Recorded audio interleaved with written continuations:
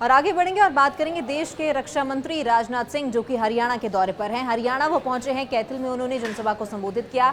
इस दौरान कांग्रेस पर निशाना साधते हुए नजर आए और साथ ही बीजेपी के जीत का दावा किया है। 400 पार का नारा देते हुए एक बार फिर से राजनाथ सिंह नजर आए हैं। तो बीजेपी प्रत्याशी नवीन जिंदल के पक्ष में उन्होंने वोट की अपील की। कहा कि 2047 तक भारत अमेरिका चीन के बाद तीसरी महाशक्ति बनेगा। कांग्रेस ने बापू की बात नहीं मानी। उन्होंने कहा कि केजरीवाल ने अन्ना हजारे की बात नहीं मानी।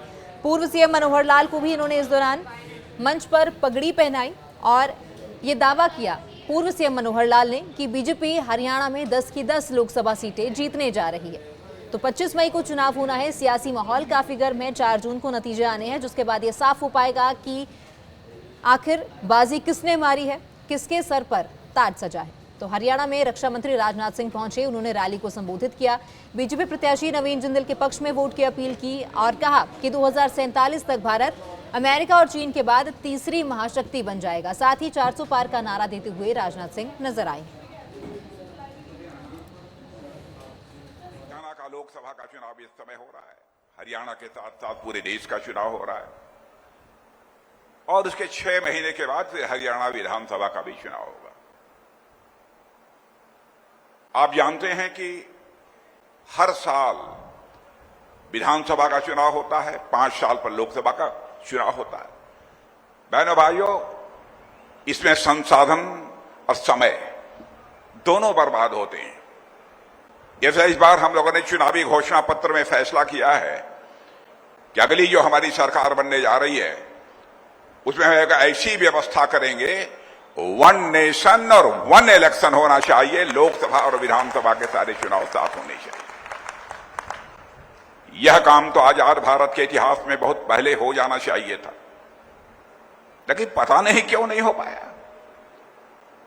और जब हम लोगों ने कहा कि नहीं, हम चाहते हैं कि 1 नेशन 1 इलेक्शन हो, एक ही बार में लोकसभा विधानसभा सारे चुनाव निपट जाएं, हमारे कांग्रेस के मित्र और दूसरे राजनीतिक पार्टी के मित्र कहते हैं अरे भाई ये कैसे कर लेंगे। अरे जो असंभव है उसे संभव करके दिखाने की क्षमता किसी और आगे बढ़ेंगे और बात करेंगे देश के रक्षा मंत्री राजनाथ सिंह, जो कि हरियाणा के दौरे पर हैं। हरियाणा वो पहुंचे हैं, कैथल में उन्होंने जनसभा को संबोधित किया। इस दौरान कांग्रेस पर निशाना साधते हुए नजर आए और साथ ही बीजेपी के जीत का दावा किया है। 400 पार का नारा देते हुए एक बार फिर से राजनाथ सिंह नजर आए हैं। तो बीजेपी प्रत्याशी नवीन जिंदल के पक्ष में उन्होंने वोट की अपील की। कहा कि 2047 तक भारत अमेरिका चीन के बाद तीसरी महाशक्ति बनेगा। कांग्रेस ने बापू की बात नहीं मानी। उन्होंने कहा कि केजरीवाल ने अन्ना हजारे की बात नहीं मानी। पूर्व सीएम मनोहर लाल को भी इन्होंने इस दौरान मंच पर पगड़ी पहनाई और ये दावा किया पूर्व सीएम मनोहर लाल ने कि बीजेपी हरियाणा में 10 की 10 लोकसभा सीटें जीतने जा रही है। तो 25 मई को चुनाव होना है। सियासी माहौल काफी गर्म है। 4 जून को नतीजे आने हैं, जिसके बाद ये साफ हो पाएगा कि आखिर बाजी किसने मारी है, किसके सर पर ताज सजा है। तो हरियाणा में रक्षा मंत्री राजनाथ सिंह पहुंचे, उन्होंने रैली को संबोधित किया। बीजेपी प्रत्याशी नवीन जिंदल के पक्ष में वोट की अपील की और कहा कि 2047 तक भारत अमेरिका और चीन के बाद तीसरी महाशक्ति बन जाएगा। साथ ही 400 पार का नारा देते हुए राजनाथ सिंह नजर आए।